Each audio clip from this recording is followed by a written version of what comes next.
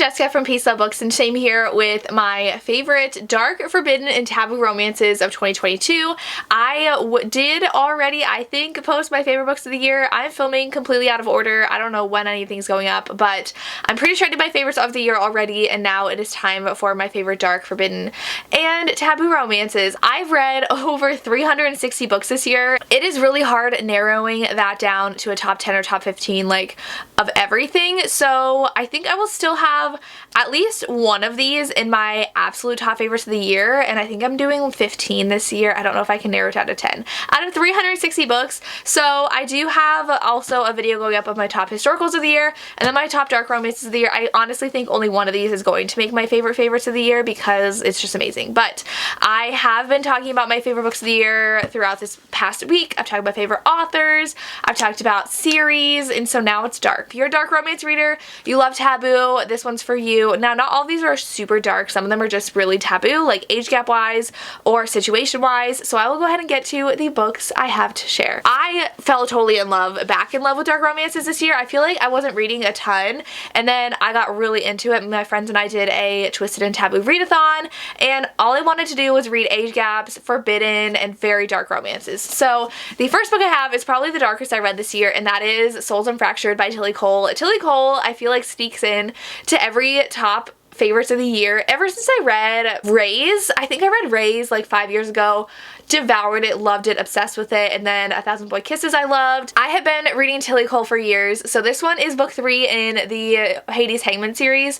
It Ain't Me Babe was also on a top 10 list years ago. I never continued the series, so I reread that one this year, read book 2, but fell in love with book 3. This is Flame and Maddie's story, and it's definitely very, very dark. Flame has so far been the most damaged hero. Tilly Cole always has very, very damaged people in her books. I think that her books are definitely the darkest I've read. This one, Flame was horribly abused as a child, and he feels like this burning in him that he feels like he's on fire, so he does have to self-harm sometimes to feel like he can get that out and no one can touch him, and he also releases this frustration by killing other people. So he's a very dark character. The heroine is someone who's not scared of him, and she actually thanks him for murdering someone who abused her as well when she was in a cult, and that we got to see in the previous book, and now we see them together, and Maddie is one of the only people that can touch Flame. They are the only ones that really understand what they're going through, and Flame has to confront some demons in his past, and it's really good. And there's of course a side character as well from the cult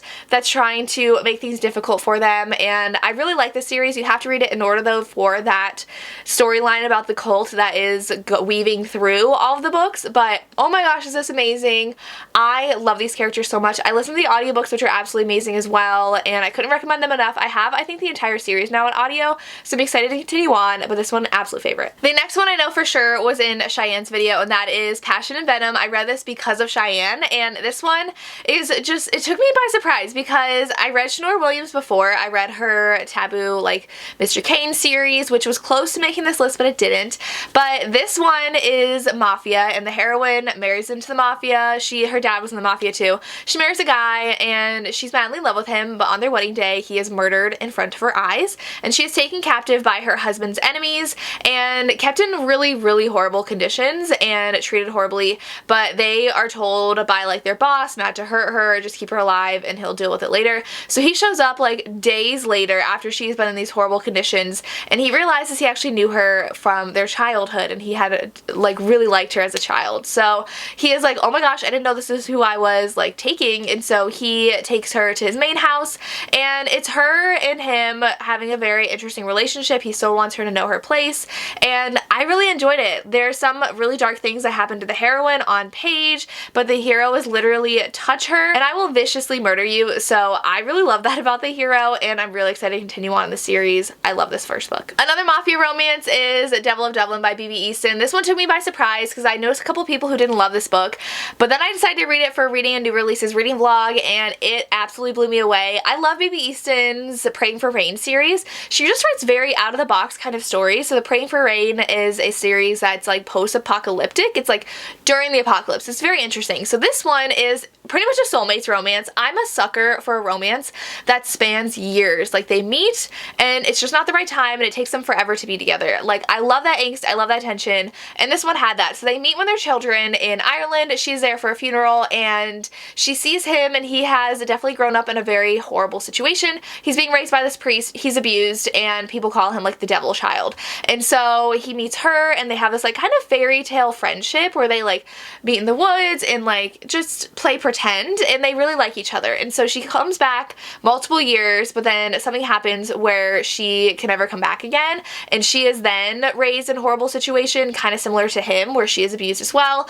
And then she is back in Ireland years later, engaged for her grandfather's funeral, and runs into our hero who is now like the killer for the mafia, and they end up falling for each other. So she's also off limits because she's engaged, which was one of my absolute favorite tropes, and they run around a lot because he can't just like quit working for the mafia. And so lots of action in here. It like spans years, but most of it only takes place over a couple days after that. So this was so much fun, I could not put it down. I literally read it in like a day and a half and I loved it so much. Definitely dark, lots of people die, they both have really damaged pasts that they have to learn to heal with each other about. So I love this book. Then I have Honey Trap by Tate James. I need physical copies of these books because I've only read book one. I know I'm annoying. I will absolutely love a book and it'll become a new favorite, and I just won't continue the series because I don't want it to be over. So this one is about assassins, and so it's actually Polly. It's not super like Polly now because she's kind of in a relationship with two different guys, but like it's not a relationship together. So she gets a job that's basically a suicide mission. So someone is obviously trying to get her killed, but she is too stubborn to say no. So she takes the job in order to kill this guy who is one of the love interest, and the other love interest is someone who works with her who is also kind of like really good at hacking. And so he literally stalks her. He's so obsessed with her, and she decides to take the job, and so she tries to get closer to her contact, her mark, and he kidnaps her because he thinks she's trying to kill him. But she plays so well that she's just this innocent girl that was trying to be friends with his sister, and it's so funny how like in her mind she's like, these guys are ridiculous, I'm really into this guy, he can torture me all he wants, but I want him. She's in control the entire time. She may seem like the damsel in distress, he may seem like this horrible guy who is doing horrible things to her. She likes it and she's in control the whole time. It was so fun. The hero that kidnaps her is not that good of a guy, but I was obsessed, and so I like both guys so far, and I'm interested to see how it's going to work because both guys are very alpha and I do not see them sharing. But this book was a lot of fun. Definitely top of my TBR for 2023 to read the rest of the series because I can't get enough. Another one that I've not stopped talking about this year is definitely just on the taboo side. It's not dark at all, but it is Praised by Sarah Kate. This is a huge age gap. It is a ex-boyfriend's dad romance. She ends up breaking up with her boyfriend and needs their deposit back from their apartment, and the guy is like, go see my dad, I don't have it. And he does not get along well with his dad. His dad owns a pleasure club and thinks that the heroine is coming to be his new secretary and his new sub, and so it's like very awkward what happens. And then he's horrified when he finds out who she really is, gives her the money, but then realizes she does need money and needs a job, so he offers her the position of like an actual secretary. But she's very intrigued by what she saw happen when he thought she was someone else and wants to be his sub. So he ends up teaching her different things, and I just loved how open and honest they were with each other, and how the hero was like giving her a checklist and was like, let me know what things you want to explore together. I want to make sure you're comfortable, but I'm super into this and really attracted to you. And I loved all the consent in here, and the premise was just so fun. This book is amazing. There's a reason why everyone was reading this series this year. I've only read 1 and 3, but I'm excited to go back and read 2 and 4, and I think 2 more come out next year. So Sarah Kate is amazing. I loved Emerson so much, obsessed with how protective he was of her, especially with her family situation.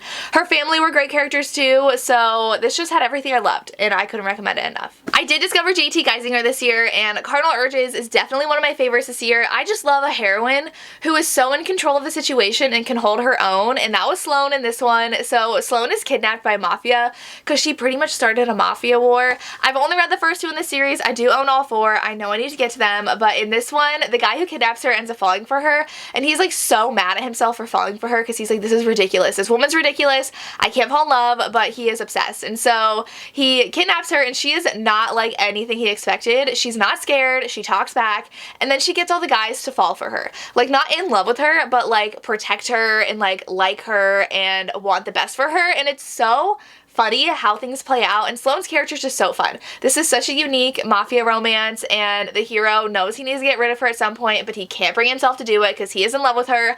Literally, there's a scene with a bazooka, and I was just like, you go after your woman. It was so fun. I love this book so much. Book 1 was fun, but like this one, a favorite. Another taboo romance that I will not stop talking about, like literally cannot stop talking about, is What Was Meant to Be by QB Tyler.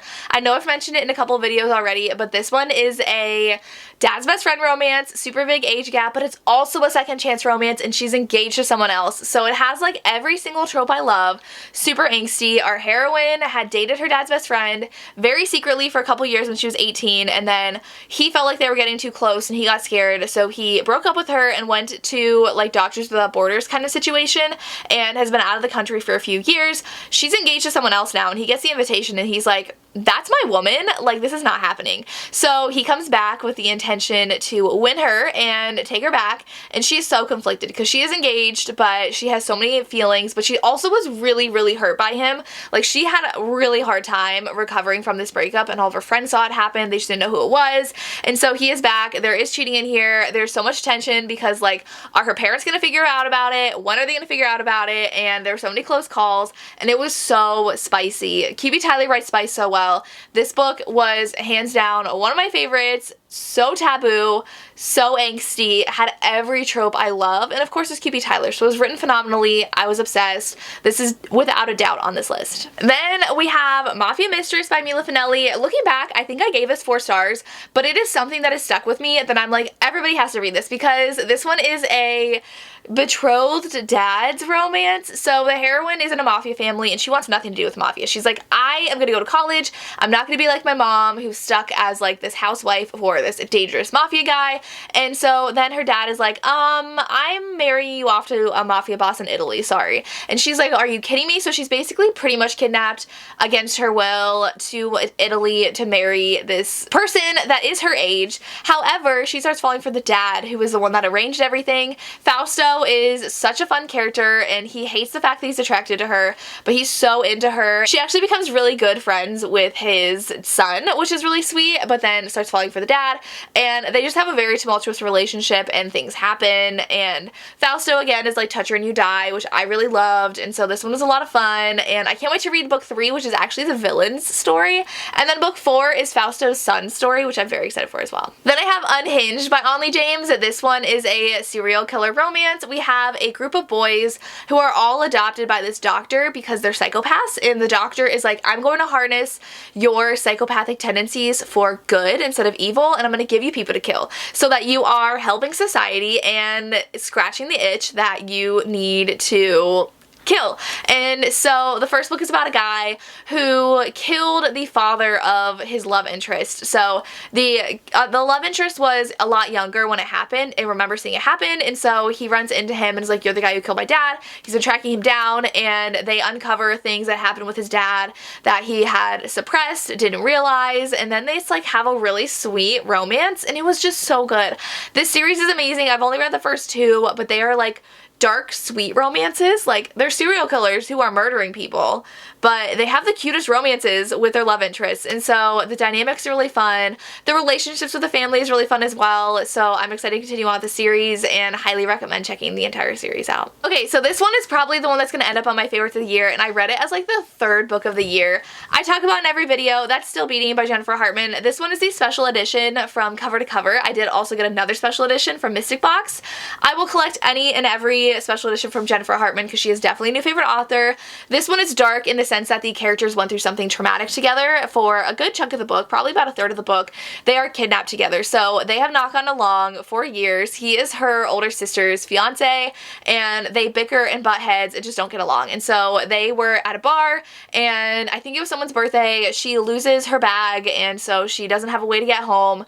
So she calls everybody she can, and the only person that answers is the hero, who is her sister's fiance, and so they end up getting a ride together and getting kidnapped. And so they get pulled over by what they think is a cop, and he's actually the psychopath who takes them, and his MO is making the 2 people fall for each other and then murdering them in front of each other. So it's very twisted what they go through. It's very, very dark. It's very hard to read, but it was so just emotional. I could not put this book down because they do escape and they have to try to enter the real world again. He has to try to be in a relationship with her sister still, and the only ones they want to turn to and talk to are each other because they are the only ones that really truly understood what they went through. So that healing journey was just so special, and I absolutely devoured this book.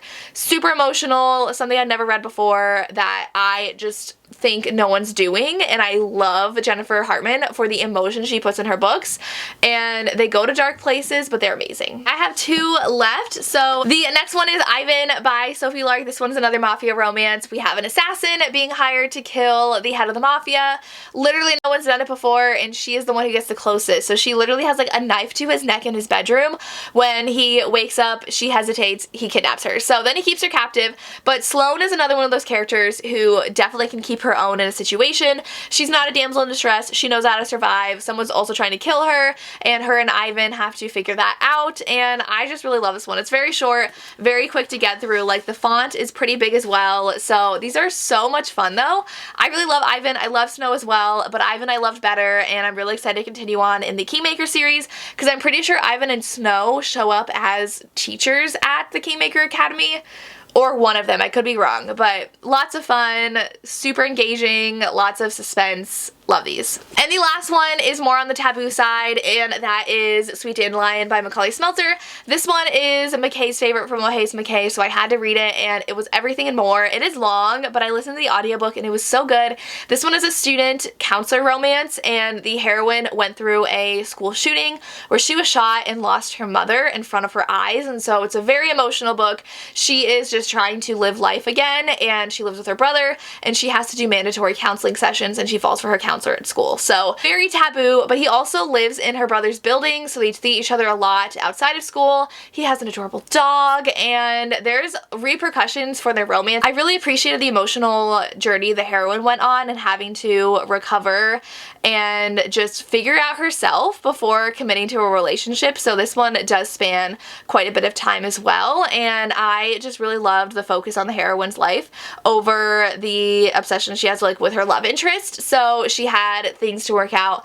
It was just so many layers to this book. I really loved it, and I definitely think it's worth the page number and worth the hype because this was such a good forbidden romance with real consequences to the relationship, which I really appreciated. And those are my favorite dark, taboo, and forbidden romances. Let me know if you've read any of these and what your favorites were the year. I would really love to hear. As always, thank you so much for watching and have a good day.